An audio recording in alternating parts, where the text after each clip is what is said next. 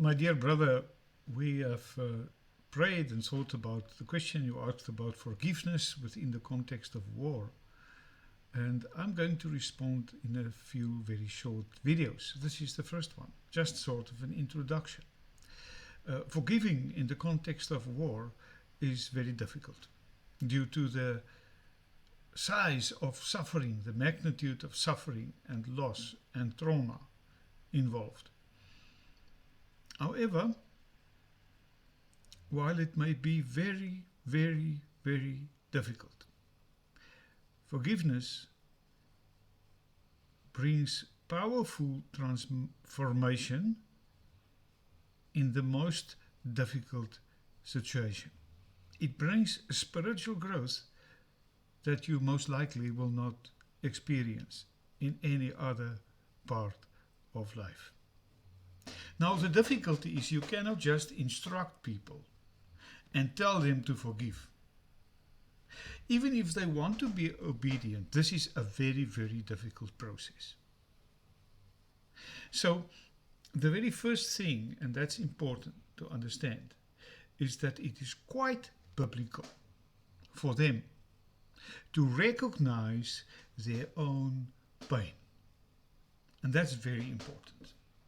We have a lot of examples in the Old Testament. The book of Lamentations, the whole book. Many of the Psalms, where people cry out to God about the terrible things that is happening in their lives. Very often war. So, I would say the first thing is to guide people through the experience of bringing the pain, the anguish, the anger, the emotions, the devastation, everything to God. Pouring it out so that in the end He will bring the healing. But that's just step number one. But it's very important. Read the Psalms. Read the book of Lamentations. Help them to pray through it. Because it is in pouring out my heart to God that He can touch it. I'm not speaking about how forgiveness works yet, or whether it is possible if the enemy doesn't repent. None of those questions yet. I'm just busy with the start. The start is someone who is in terrible emotional pain and sometimes physical pain because of what happened in the war.